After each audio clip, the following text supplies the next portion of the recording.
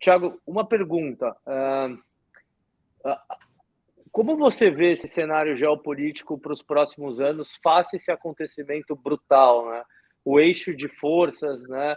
Como que você vê a própria Rússia nos próximos anos enfraquecida? Como que ela se cada vez mais aliada com a China? Mas como que você vê esse jogo de poder e como que você vê essa transformação geopolítica do mundo após esse evento aí, essa guerra?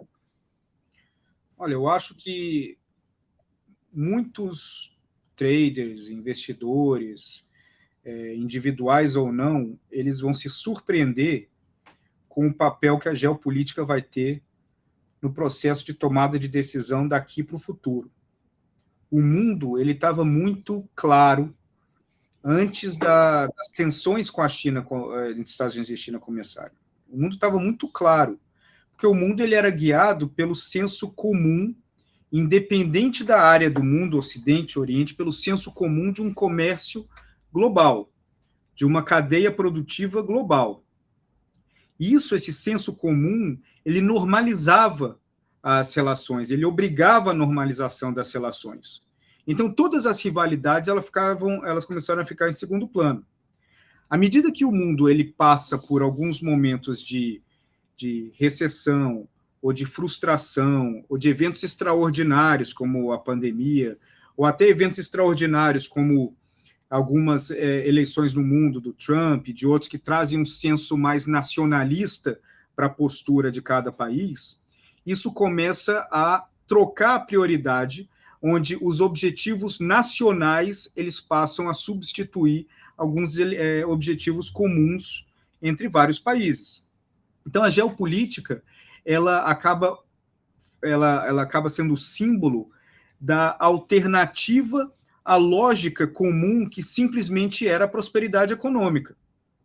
A prosperidade econômica não é mais a lógica comum de sucesso no mundo.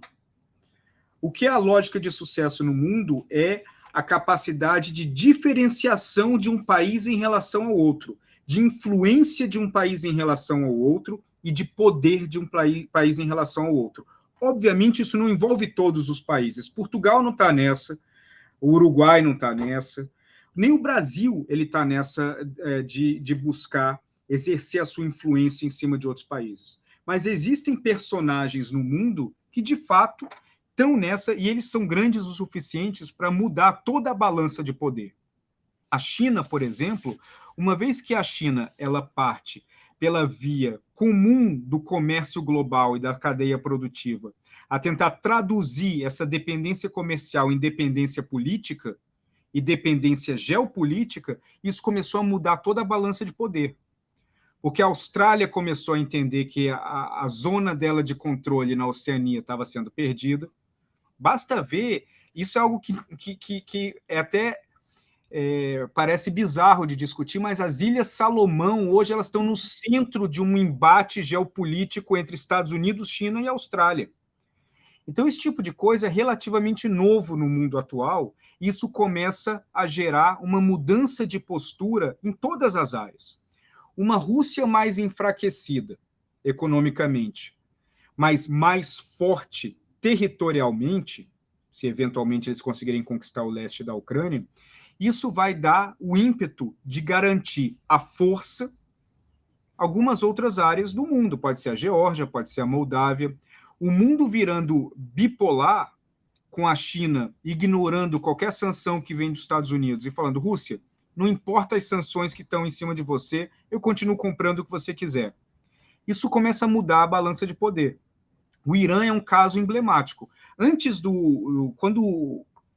alguns anos, quando o Irã estava negociando com o P5+1 um acordo nuclear, o Irã estava disposto a qualquer coisa para receber dinheiro e parar o programa nuclear deles.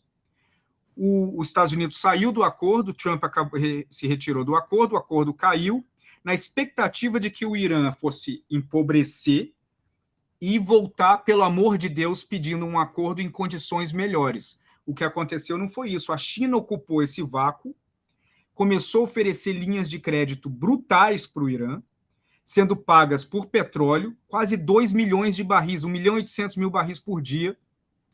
A China paga um preço 5 a 8% abaixo do preço de mercado. O Irã começa a criar um caixa, novamente, para retomada do programa nuclear e para voltar a financiar o Hezbollah, gerando mais instabilidade no Líbano, em Israel e na própria Síria. Então, isso tudo vai mudando. A Rússia, agora, se isso é problemático com o Irã, imagina com uma Rússia. Com a Rússia isolada do mundo, mas o fluxo de compra e venda com a China continuando e sendo pelo menos o suficiente para que a Rússia continue a manter uma posição de poder militar, de ambição territorial, mesmo que ela não seja mais um player global na cadeia produtiva. Porque a China continua sendo. E a China vai ter na Rússia um proxy, um terceirizado, que a China pode utilizar a Rússia para que as agressões que a China gostariam de fazer em cima dos Estados Unidos, da Europa, da Austrália, seja lá quem for, a Rússia poderia fazer por de métodos cibernéticos, etc. Então, para a China, é uma grande vantagem, é excepcional essa guerra na Ucrânia, ela traz muitos benefícios para a China. A China está aprendendo exatamente qual que é o playbook dos aliados dos Estados Unidos em relação às sanções. A China está sendo esquecida por um tempo, ninguém está falando de que Xangai está em lockdown, ninguém está falando do Congresso do Partido Comunista, ninguém está falando mais de Taiwan, eles estão podendo reorganizar a casa. A China está tendo um sócio júnior que vai ser eternamente grato e dependente, que é a Rússia. A fragilidade da Rússia está gerando uma consolidação do poder hegemônico da China na Ásia. Isso tudo é uma grande vantagem. Isso vai desbalanceando e desconfigurando ainda mais a balança de poder, fazendo com que a geopolítica afete todos os investimentos.